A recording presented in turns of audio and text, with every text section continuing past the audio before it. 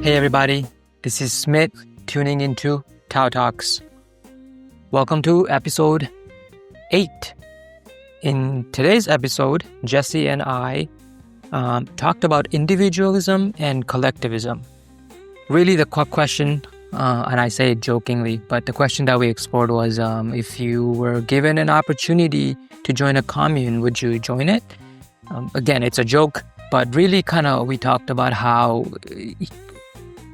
being humans, we have this deep neurology within us that makes us want to join something. It's this herd mindset and mentality that we have. And really, Jesse and I talk about, we kind of go into an exploration of that. I think you'll really enjoy it. I'll see you at the end of this episode. Thanks. This is TAOTalks. T-A-O. The art of Tao. TAOTalks, the art of exploring life. TAOTalks, the art of being. TAOTalks, philosophical musing. TAOTalks, ancient wisdom for modern beings. TAOTalks, the art of understanding. TAOTalks, universal laws. TAOTalks, timeless insights. Welcome to TAOTalks. T-A-O, the art of. Hello. Hello. It's been a while since we've really chatted. I think like 2 months. A lot has happened. A lot has happened. Yeah. I think same on your end too. I guess like you were like traveling a bit as well in the summer and stuff. But last time we talked, I think it was like May. Yeah. And it's been like basically 2 months. But I needed to take some time off and then went to New York. We briefly talked about that, but we haven't really caught up since then. And then we had a family death, so I had to go to Florida and then went to Yosemite. I actually lost my job. Yeah. I did not even know that one. Yeah. So kind of all at the same time. Looking for a new job now, but yeah. And the summer has been kind of very interesting here too. It's been not hundreds, and I'm super grateful for that. Yeah, like lots of rain and humidity and all that. I love this. You were in Maine like twice or something like that too, right? Yeah, two separate weeks. Yeah. The first time I went, I actually left Austin, and it was like the 1 week that it's been hot. And got to Maine, and it was a heat wave. So it was just as hot when I got there. Yeah.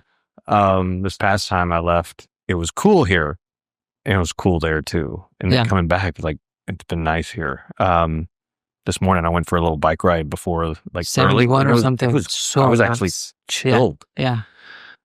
So like I've been reflecting on the cool summer. It's not August. I mean, we're about to hit August, so who knows what will happen. But even if it hits hundreds in the hot August, it's like still great. It's been pretty pleasant. Yeah. It's been a full summer. So much is going on. I mean, for me, it's been wonderful. Largely, I've been busy working on business projects.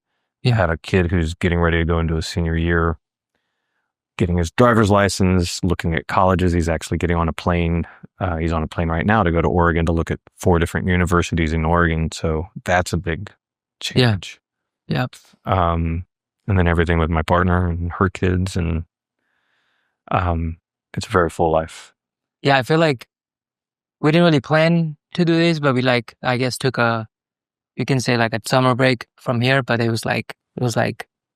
seems like it was full in other aspects of our life. Mm-hmm. But yeah, it's been a lot, and I think it's okay though. Like where there is like a lotness, there's also gifts. I think that's the part of it. I think we were sitting here, and I've been also thinking about this podcast too. I mean, I think we spoke about this a little bit, and I feel a little bit of nervousness going into this podcast. But at the same time, I've been telling myself to just melt, like let it melt. And that's been really like helpful, just like foam roller or lacrosse ball is I kind of just let it melt. But I think what I want to get into is um, the idea of like something being culty or commune, influence, influencing. I want to really kind of dive into that. And the motivation for me behind that is because it's been something that I've been struggling with. I think but specifically in particular, when related to this podcast, because I got the feedback from someone that this kind of feels like culty, and I don't know why it provokes me so much. So I don't know, like, what my relationship is with that word, or the communeness and all of that.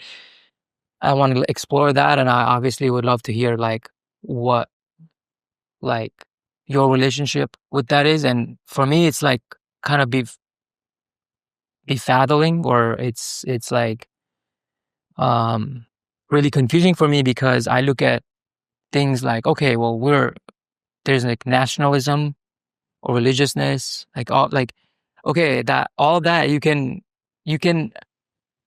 somewhat fit all of that into the definition of a commune or a cultiness, and yet it's like there is this like spectrum of acceptable and something that's like judged upon. And that line is not very clear, I don't think. And it's very personal, and it's based on whatever everyone else thinks. And I'm trying to like, I think I have an idea of what like it means for me. And I don't really like think I'm looking for a specific definition per se, but when it comes to this, somehow I do care, because there's one side of the coin where I'm like, I don't really care. Like, I don't want to care what people really think, because this project was for me a way of documenting like my questionings and this journey of life. And if it happens to be helpful for someone else, then that's great. And I want to share that. That's one side of the coin. The other side of the coin, like when I got that feedback, I clearly did care, because I'm like, wait, like that, but I don't, what do you mean? Like, tell me more. What does that mean for you? And if it's harmful, if you think the intent is harmful, then obviously that's not our intent or my intent. So I care and I don't care.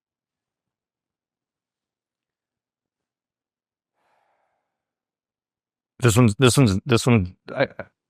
I love this subject, so I'm looking forward to having this conversation. And at the same time,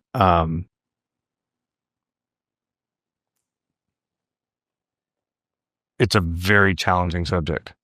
I think partly because the most challenging thing is just defining what a cult is.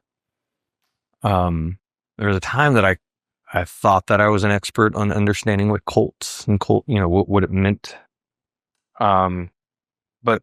But as if that's like there is a definition. And I feel like people will say there is a definition, but there is and there isn't really. Like there's so much of a gray area, I think. I don't think there is a definition. There are definitions, because cult is bigger than we can really define simply. And there's a lot more going on in neuroscience, psychology, behavioral sciences that are kind of delineating more and more, like there are categories of definitions of cult, because there's more than there's not just a simple definition of that's a cult and that's not a cult. Super easy. I think the place where I don't want to try to define cult, specifically as if I'm an authoritarian authority, right? I'm not the authority on the definition, but I do feel like we need to have some definitions of where we're at, what we mean by cult, and what we're trying to define in that. My simplest place to start with cult is from culture. And I'm like, and try to unwind that. So let me back up just a little bit. You mentioned that this was going to be the subject of this podcast a few weeks ago. And I was very, very tempted to go and like do some research and get really deep into it. Yeah. And I've held off on that. So I'm coming into this just like with it stirring in the back of my mind, but not really consciously putting effort into the thought of it. So yeah, whatever's coming up, I'm working through this as we go, which I think will make it an interesting thought experiment. The thing you said about the culture, I think that's the part that is like something that I struggle with. And that's why I brought up like nationalism or religiousness or village, like, oh, hey, like it takes a village or like you are part of this village. I mean, we live in Austin and there's this connectedness to it. I was in Yosemite and somebody like, it's like, hey, where'd you get this bandana? I'm like, Austin. And they're like, oh, we're from East Texas. And so all of a sudden we're like connected. And I mean, that gives me positive energies and of connection and joy. And yet like I'm not, you can say like, hey, we're from this like cult that's called the Texas. And like, that's what we're connecting over there. But obviously like that's like, it's not as simple like that. I mean, it is and it isn't. Like it kind of is too. Yeah. So my definition is drawing cult off of culture. Culture is something that we all share. Yeah. So it comes from something that is not specific to the individual. It's specific to the collective. So cult kind of comes from, we can have a delineation from individualism to collectivism. There's some interesting things about human beings. We are herd creatures. Yeah. We're also, have the ability to be somewhat socially isolated or work in small groups. But the collective aspect of who we are is how we evolve from hunter-gatherers into larger and larger cultures. Yeah. And like civilized societies. Civilized societies. And there's important things in culture. Culture creates rules, it creates boundaries, creates expectations so that you know where you fit in with the herd. Yeah. And I'm going to give one example of herd creature, just so that it kind of makes sense because it's largely on a neurological basis. If you're in a crowd of people and one person looks up, everybody else, when they notice that person looking up, they will start looking up. If somebody starts to run, frantically, other people will turn and start running without actually looking to assess. And there's reasons for that. Look at zebras. One zebra starts running, it's usually because there's a predator. They all start running because it's whoever runs last that's probably going to be the one eaten. That's herd mentality. There's aspects of the culture that are the individuals respond to without going into more of an individual, like rationalizing or something. Right. Yeah. And so you could almost say that's a knee-jerk reaction. And that's a important thing. Yeah. Because when there is a predator, that is a useful thing that I don't have to take time to look and then process and then respond. I'm responding. Yeah. And then figuring it out later. Now, it can also be risky because I could turn and run and go right off a cliff because I'm so afraid of that I'm not paying attention to the next hazard. You see that with squirrels when they run out in front of your car. So cult, and I'll get into the nationalism, tribalism. Yeah.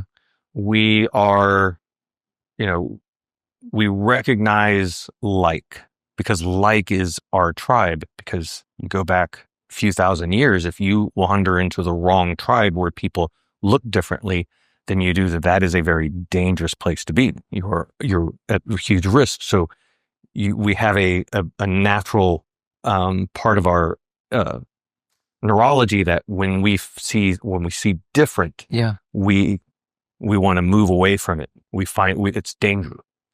That is a culty that leads into that separation of their cult and our cult. Or even like, I think that to me sounds like that's the discomfort that you feel when you face that, or like, I don't know what's going on here. Something is telling me like there's a red flag or orange flag or something that I need to question or like be away from this. And I would say that's gotta be largely because it has to be like individual based. Like you could have different red alarms than I could. Well, the red alarms I'm talking about, I think, are more deeper in our evolution. So we can think like human brain, mammalian brain, reptilian brain. Mm-hmm. So this is more in that mammalian brain area. So a deep level. Yeah. I think all humans. Yeah. You're talking about if there's categories, you're talking about this in-depth like level of alarm system that we all share. Right. Largely all collectively. Correct. Then there could be other categories that could have individualized things. Right. The benefit that we have with having a human brain is we have this other layer that we can look at that and we can learn about the other and we can realize that they are actually safe and then the red flags go away. So we can overcome those very evolutionary instincts. Instincts, right. Yeah. Instincts is the best word for it. Yeah. And I would put things like nationalism, racism, all the isms generally come from that very evolutionary part of us that's tribalism, which all humans have. Nobody's beyond that. That by itself lends to culty behavior because we're going to move in the herds that are like and stay away from the herds that are not like. Yeah. Although we can overcome those boundaries, it's hard to do. So what you're saying is that it's basically this deep instinct within us that evolutionary is still part of us that results into us gathering in a more homogeneous collection of people, and that is referred to as a culty like behavior, or your like that nexus of it. I think that's where you start. That's where you start to get into the more nuanced definitions of cult, of what cult can be. Yeah. And then, there's culty, right? There's culty behavior. There's behaviors in which, we start to join different groups. It can be the Taylor Swifties, right? It can be, a professional football team. Mm-hmm. When I went into the military, I joined the military as somebody who was a nonconformist. And first thing they do is they shave your head and they put you in the same clothes. And it was a very interesting thing to see myself by the end of boot camp alone. And definitely by the end of my years in service, the feeling, the affinity I had for the culture of the military, it felt like I was in a cult. Yeah. But it was something that I actually had pride in. I felt good about that. Mm-hmm. And those culty behaviors, everybody looks the same, dresses the same, behaves the same, they follow the same rules, is important if you are in a military outfit that it has a common goal. If you got a bunch of individuals doing their own thing, it breaks down. Mm-hmm. So there's levels in which our cultiness is actually beneficial. We have culty behavior around our politics. We have culty behavior around just about, you can almost pick I'm reading about an example right now. The way we dress, everything. Right? Yeah. And it's actually about where OpenAI is. And there was like this quote that the book starts off with that is basically quoted by Sam Altman. Mm-hmm. And he's basically saying something about how there's this thing that's necessary when you want to be forging a path for something, and that's actually more than just leading. It almost requires like a religiousness to it, and oftentimes it's that it becomes a religion, and that's how you get to form a company. I think the quote actually said that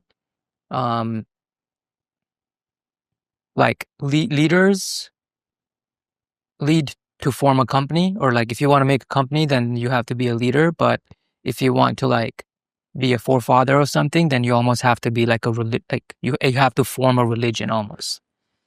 And I'm learning about so many things, even in the technology world, that has been happening and it continues to happen, that has this level of like collectivism there too. And again, it's like, it's what you're saying about the military too, is like, you can't not have that because you're on a mission or a goal to accomplish something. Yeah. I mean, the things I've read or just heard about with, especially some of the, like, the businesses that Elon Musk runs, Altman, a lot of these big businesses that, corporations that are very successful, that have a core group of people, from what it sounds like from the outside, it's like very culty, like the behavior. You have one, I mean, the shape of those, most businesses are have a cult-like shape with somebody at the top and then everybody else falling into their different roles below. Almost in a confinement way too, right? Like it's, and people are believers in what they're doing. Yeah. Right. You're saying like beyond even like, hey, this is my job and I'm like, this is what I'm hired to do. Mm-hmm. That's one level of it. But then you're saying like, no, there are people that are actually like full in like on that. And you can say that those leaders are actually almost looking for that as well. And that's, in a sense, the culty behavior. Right. Yeah. What's with this like thing that I'm feeling about almost trying to people please? There's this instinct that I'm feeling, which is like, no, like, right? I like to defend. I mean, I would say that's, let me phrase it as a rhetorical question. Is it the battle of individualism and collectivism within you? Because, what we didn't talk about was cults being good. We didn't talk about, we've kind of described cults being a positive thing to a good degree. Can be. Yeah. Can also be a negative thing. Yeah. There's such things as, and usually the reason that we feel so uncomfortable with the word cult is because when the word cult is we're talking about bad cult, not good cult. Yeah. And so that by itself, there's already a cultural judgment to the term. So when somebody uses that, we're already like, it comes with that. Yeah, I see. Right. Because otherwise this would be like, an innovative company or something. Right. Yeah. And it comes with that regardless of whether the person using the word means it, because it's going to trigger whatever your associations are with that word, as well as whatever their associations are with the word. So if you have negative associations, it's like, it's going to make you defensive, and you're going to be, then you're like questioning yourself because of that defensiveness. Yeah. But ultimately I would question is that at the root of that, is that the battle between the individual and the collective within yourself? Because we all have a little bit of both, and we all need a little bit of both. Mm-hmm. In my younger days, I was so nonconformist. It was a mindset. Like I intentionally, every opportunity that I saw where what everybody was doing, I would do the opposite, until I started noticing that I'm hanging out with all the people who are nonconformists and we all look alike. We're all doing the same stuff. Yeah. Like, so there's a conformity and nonconformity. Like you can't escape the conformity. Yeah. We're all going to find our groups and our herds unless we're an extreme. That's kind of beautiful. That's what you're saying about, that's why you actually brought that up, is because we have both individualism as well as, collectivism. And you're saying in the pursuit of individualism, you still found yourself being in a collection of those the same people. Right. And in hindsight, looking back at those years, the reason I was so extreme in my nonconformity had to do more with, traumas in my life. Yeah. And rejecting the the herd, right? Yeah. And part of that was because I didn't feel like I belonged. Yeah. I felt like I was misplaced, all those kind of things. And so I intentionally moved away from the herd. That's relatable, I think, to me. And as especially having like moved to different countries and all that stuff, like you were really just who you are gets questioned so much, like so much in high school, like everywhere else. I had this thing that, there was like, I was on this, volunteer trip, in college, and we would do this volunteer work during the day. And then in the evenings, we would have like just a reflection period. And so one of the questions was like, draw on paper who like you are on the inside, and then on the other side of the paper draw who others see you as.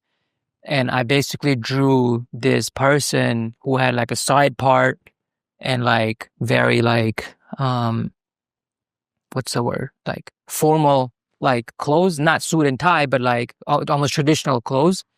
And I was like, I think this is who I am on the inside, who like, this is who I'm at home. And then the person that others see me as outside is a person who has like a mohawk and has like a tank top with the sunglasses or something like that. And it's, that fight is like, it's exhausting. But I think also necessary too, because that leads you to get to know yourself and then know that actually both of that is you. Like there's not a choice to be made. Yeah. Oftentimes.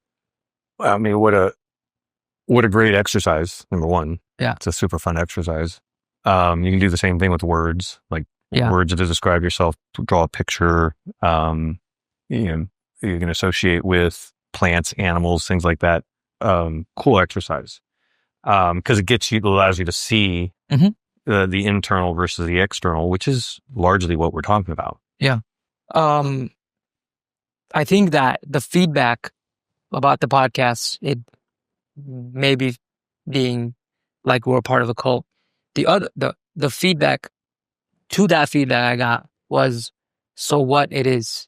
And honestly, when I heard that, that was the first time I had even questioned that. Where it's like, so what it is.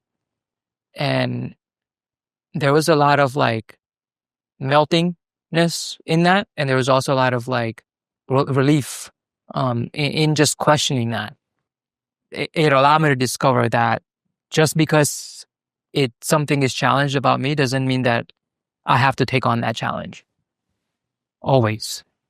What's the challenge?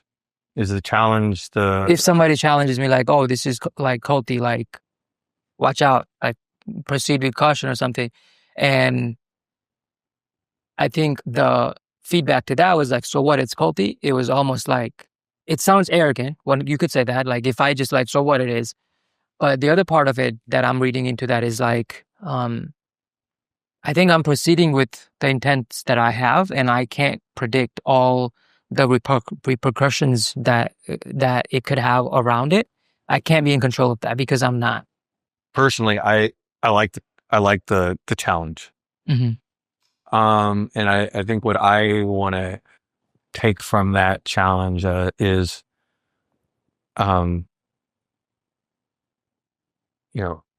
is it cult, and is that a good or a bad thing? Like, what does that mean? To go into it deeper. We're all culty.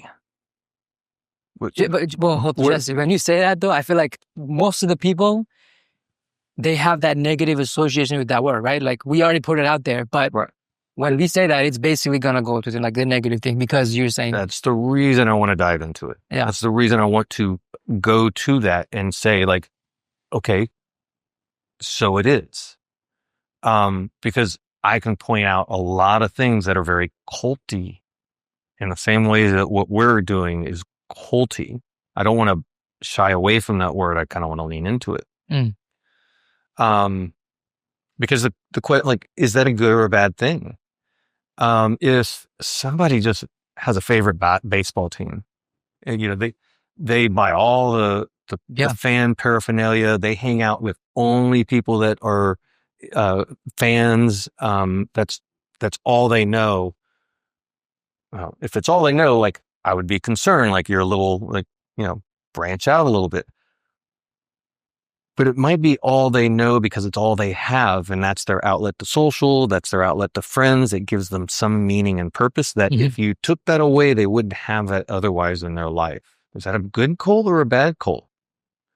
I think for a lot of people, most things that we do that can be very culty, going to church, being a part of a political group, any kind of work, work can be any kind of tribe that we socialize or join and start being a part of, has that to it.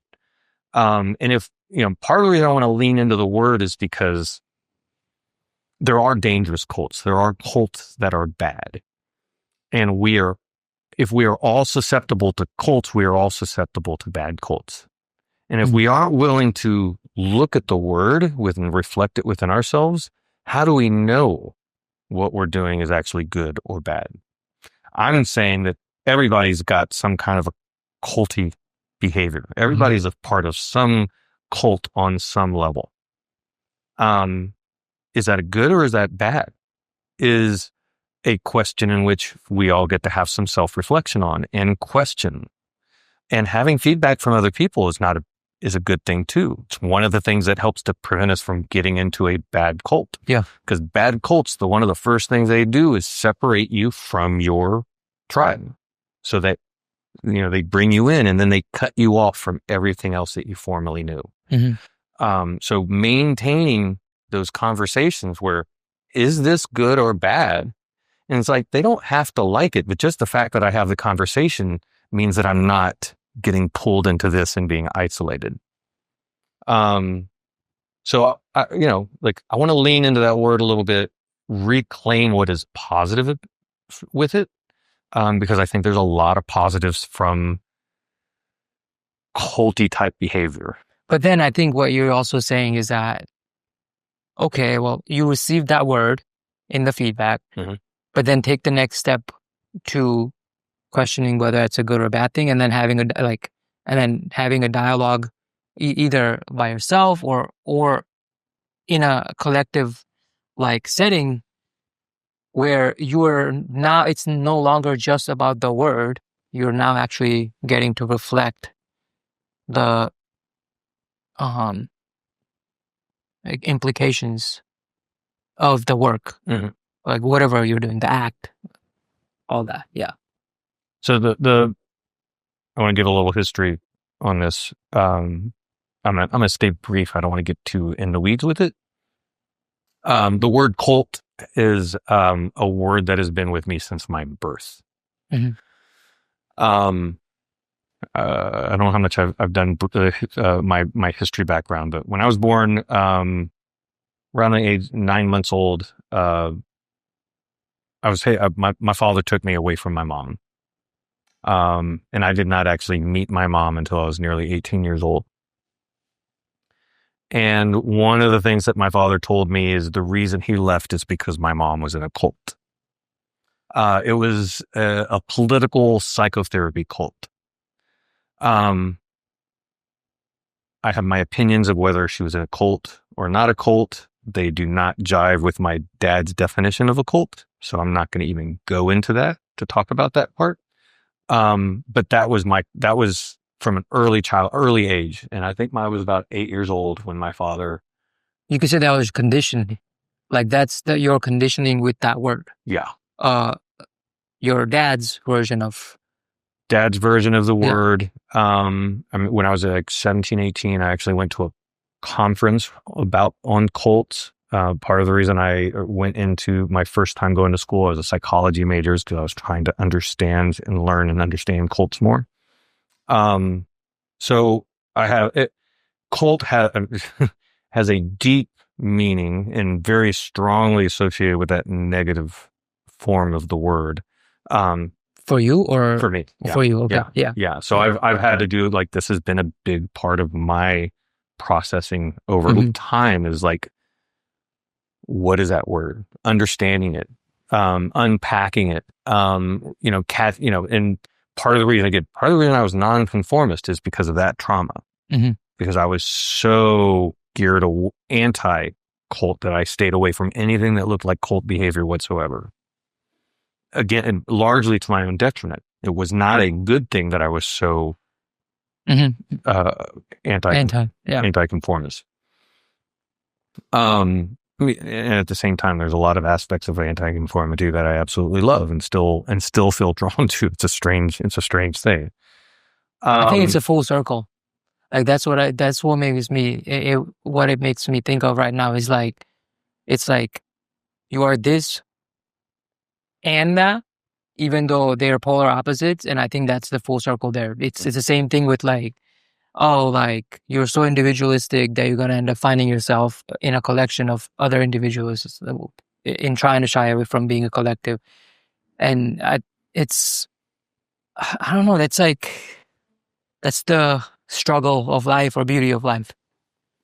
I'm feeling a little bit of a way of or just a thought of defining what is good cult. Good culture is going to provide enough structure, social structure, so that we have rules, boundaries, guidelines of how to act, but is not so imposing that it takes away from the individual inside. So there's room for the individual to grow and evolve within the confines of the the culture. Yeah. And there's obviously going to be a struggle and a battle. I think that's true whether you're in something that we define officially as a cult or if it's just the culture. We can, another way of, kind of other cultures, like there's our tribal cultures. My mom's side of the family is Jewish, comes from Ashkenazi Jew. There's a deep cultural history there in which is like you are a part of that tribe. And so you're a part of that tribe whether you want to be or not. You are included. If you're in that tribe, you are part of that tribe. And we have other, immigrants who come to this country, they tend to form cultures, pockets of their culture where it's really hard to integrate with the American culture. And some of those you can see that have longer history, like African American culture, Native American culture. So there's cultiness in those cultures, and that's not a bad thing. That's a beautiful thing. Because they're like retaining who they are in a sense, right? They're like, it's like, hey, we've made this journey, like all these countries after, to come to America. So we like kind of left these things behind. And if we found somebody, or we're going to look for somebody, and if that happened, then we get to retain some of that in this new foreign place. And I think that connection, it becomes that connection that is that culty behavior. But you're really seeking the connection. I think, when we're talking about the definitions of a commune or a cult, it's like, where does the free will come in? And like, we were in Yosemite, and just one of the drives, my friend Chad is like, hey, so like, would you join a commune, like a commune where, they're growing their own food, they have their own like methods of being sustainable for that specific group? Would you join that? And really, I'm like, yes. I mean, as long as they're not taking away my free will, right? Like, I am willingly going there. And then if there is something that strikes me as like, hey, this is like imposing onto what my free will is, and I can make the decision to remove myself from that and stuff. Like, I don't understand what's such a bad thing about being in a commune, right? And so I give that example because I think there's a crucial spot in the free will in this conversation, because as humans, we have that, whether we like it or not. Even though you're saying we have these deep things with neurology within us that makes us want to just like be with people, or like find alike people. Well, the free will one's a little more challenging because there are arguments that free will does not actually exist. Sure. And right, then I'm speaking to someone.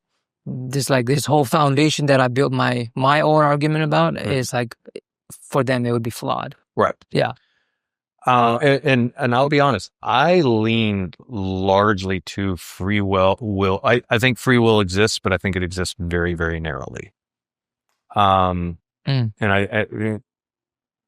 and my definition of free will is how we respond to how we respond. Mm-hmm. That's the one place that we have free will. It's how we respond and how we respond, because we don't have free will with how we respond. Somebody uses the word cult.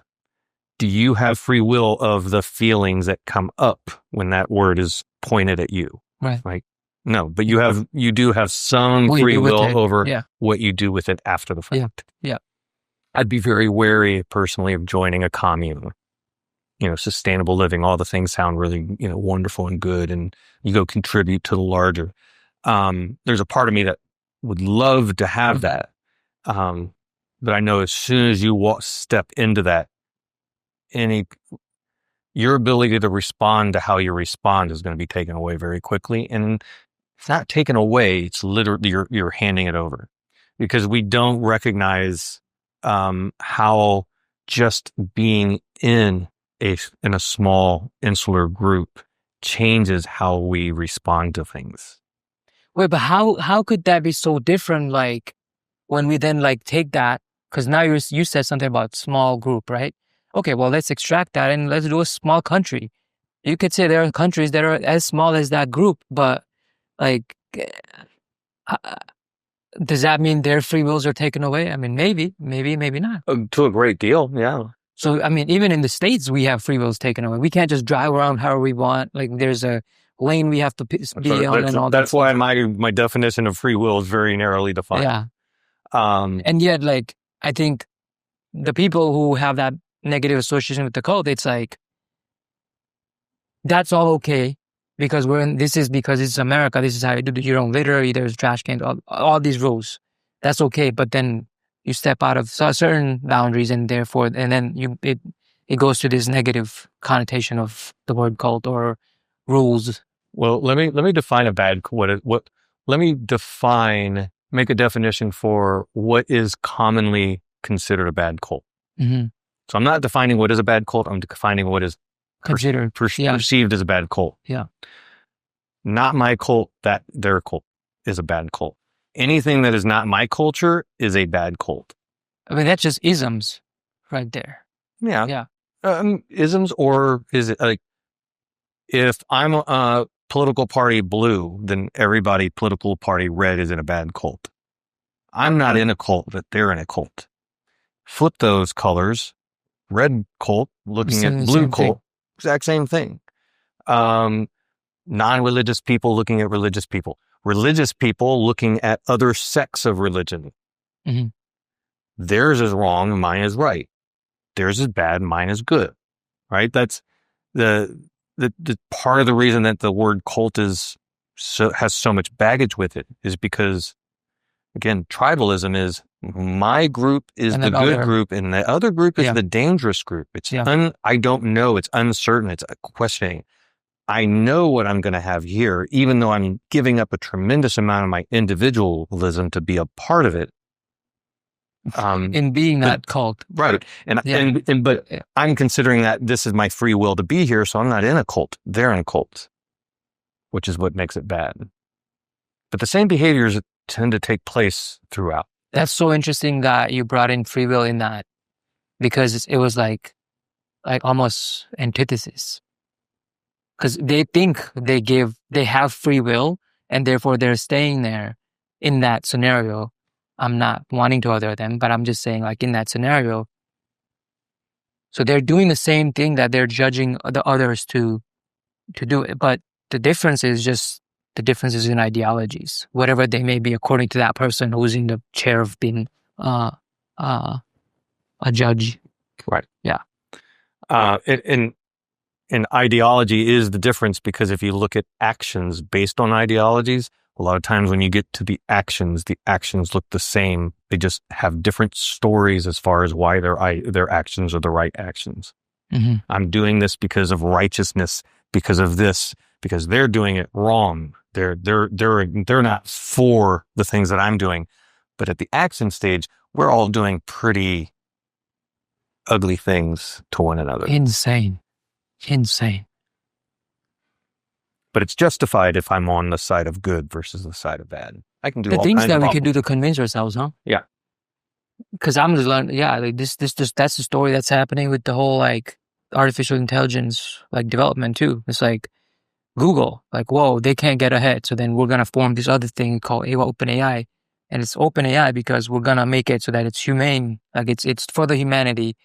And then actions, you track the actions down, and they're like at a point where they get to decide really, like, how much of it gets to human. We don't know. And in a way, I think today we're in a place where you can say they're just as bad as if they were painting Google as a bad, like, organization for having that kind of power or technology. Yeah. So they, like, did something to prevent that, but they're in this chair where they're doing exactly the same thing to keep at it. And I'd put money and power as cults. There's a cult of money. There's a cult of power, and two tend to go hand in hand. Yeah. And we can come up with open AI. If it was truly open, I think it would probably be a pretty phenomenal thing. I mean, still a tremendous amount of negative potentials, but also a tremendous amount of positive potentials. Good. Yeah. But there was nothing open about it. Yeah. When it comes down to it, it's still owned by corporations that have their own interest, and they're actually strangling it because of that. Yeah. It's not going to be what it could be because of that. Yeah. Just stories that we tell ourselves. Just things that we convince ourselves. Yeah. I think the gray areas is what this podcast is about, really. Like, any of these gray areas, that's what I'm just finding out about, because all these things that we're talking about, this ness that we have as human beings, I think that's what creates to this amazing, like, stories that we tell, like, experiences that we have. Like, I went and watched the F1 movie, and it was just like, how could someone create something that transmute this kind of experience, like, within me? There's a whole team behind it. Like, the story is great, like, it's fictional, sure, and the sport, all that, is maybe non-fictional. It was a cross of fictional and non-fictional, but there's a whole team that worked to transmute that experience. And so it's in that gray area where, like, they could have failed tremendously, and it could have been a bad thing, or it could have been a bad movie, or it could have led to something where, like, negative impacts occur in society. But I took it as, like, oh, like, now I want to find what I'm good at. And, like, generally it left me with this good impact of, oh, like, I want to find what my thing is that I'm the best at. That's not a terrible thing to take away. Yeah, exactly. And it comes from that gray area, is what I'm saying. Although, the thing that you're great at, is that an individualism thing, or is that a collectivism thing? Does doing what you're good at come at the expense of the collective? Again, just a rhetorical. Yeah. I feel like I want to flip to the other side of this this cult into the bad cult stuff a little bit. because there is this other side of cult that's been a part of my process over the years, and I would say it's still very relevant. And that's the guru, the idea of the leader of the cult. And here's something interesting about cults. Historically, our understanding of cults is there is a leader. There's one person who's in charge. That is showing to not necessarily be true. And you can see that in terrorist ideologies that can spread online, where people can come in contact with information, with an ideology as information but there is not a charismatic leader presenting that ideology. There are literally enlisting themselves into that cult and then behaving based on the ideologies of those cults. And not just terrorism, but there's other examples of that. But there's showing that you can be in a cult without being in a cult with a leader or a guru, which I think is an interesting development in our understanding of ourselves. But that's fairly new. I grew up with the concept of the charismatic leader. In the group that my mom was a part of when I was born, there was a charismatic leader, a strong leader. And part of the reason I want to lean into that aspect of it is, I think it's fairly common for humans to desire to be that leader, to be the guru, to be the one in charge. Maybe, kind of a messiah complex. And I've felt that draw strongly. Still do, because what an ego state to be the one that's adored, that everybody's following, and everything that you say, that, all you get is sycophantic language. You're the best. You're amazing. Like, who doesn't want that? And in my processing, I've really had to work to separate myself from that, because the draw is so strong. And it's so strong in a way that it influences choices and behaviors. If I was not consciously paying attention to it, my actions and behavior were very ego-based from that place.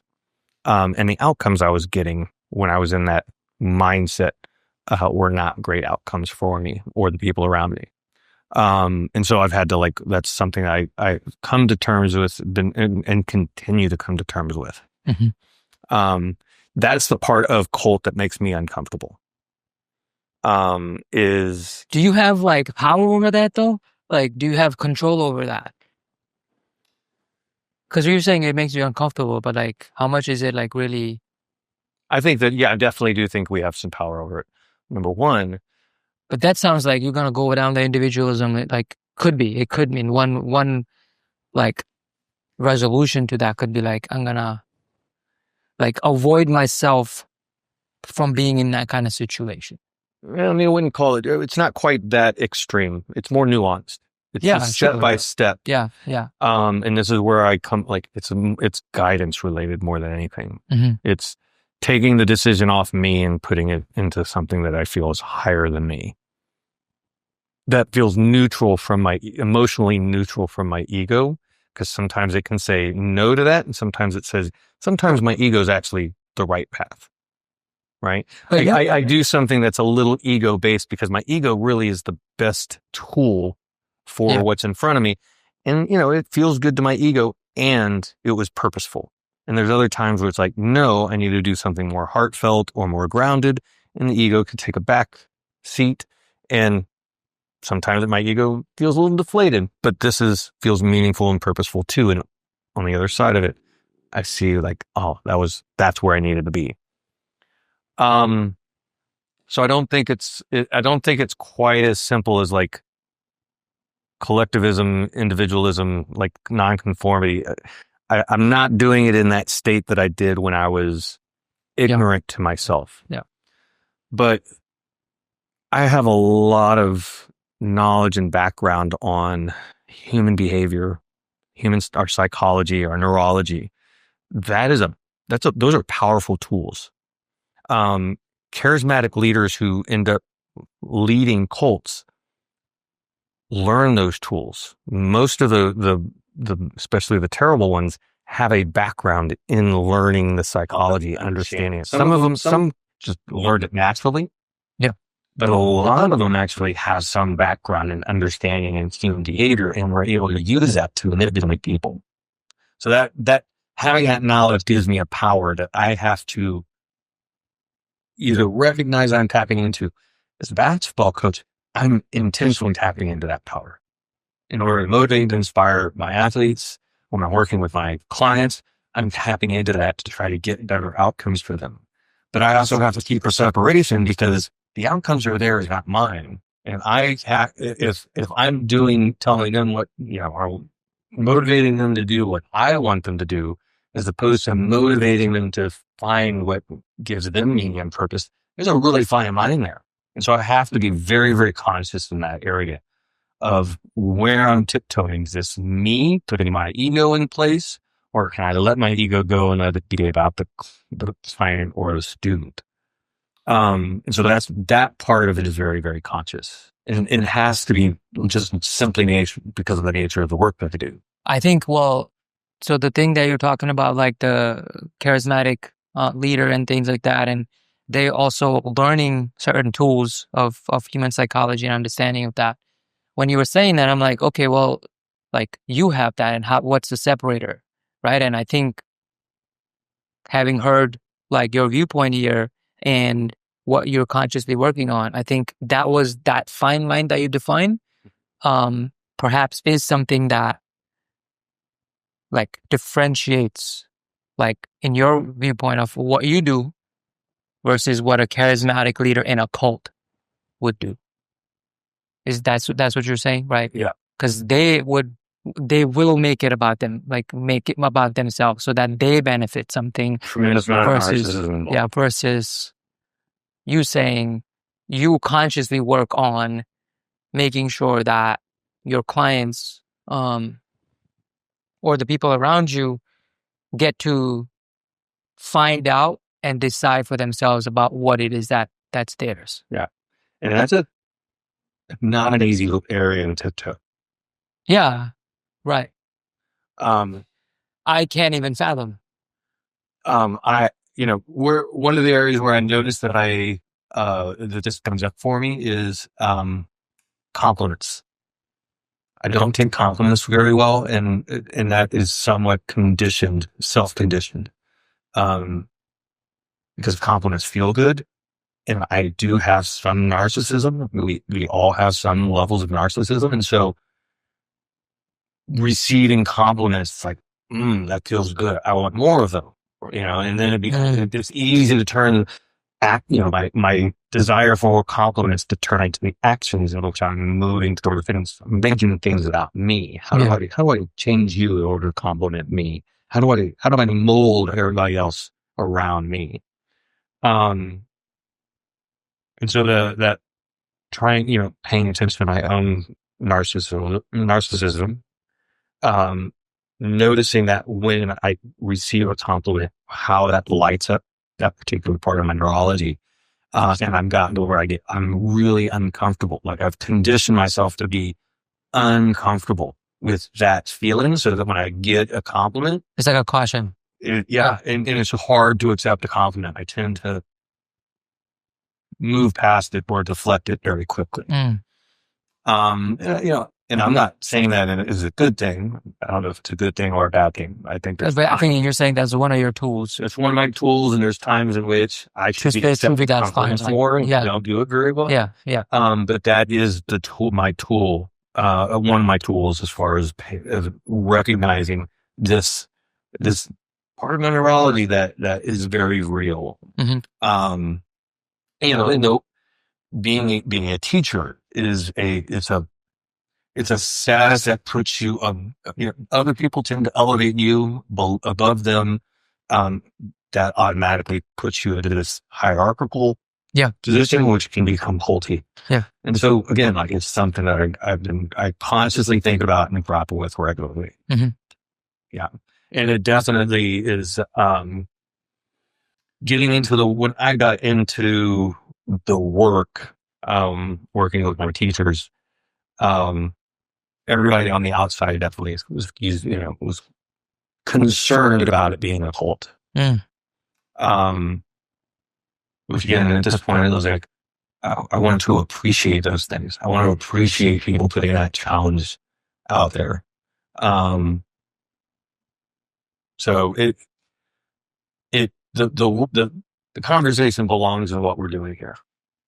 Mm-hmm. That's the newness for me. Yeah, I think there's a part of me that doesn't really welcome that challenge, but what you're saying is like, it's part of that. It's part of the work. Yeah. Yeah. Well, and if somebody can challenge me on that word and I stay engaged, I don't have to prove to them one way or the other. I just have to stay engaged and committed to maintaining that connection with them. That by itself is going to be evidence that I'm not in this cult that is, when we get separated from our tribe, unless the people that we're getting separated with are not really, really bad for us, like getting out there, going to AA. If you're an alcoholic, AA is a cult, incredibly culty.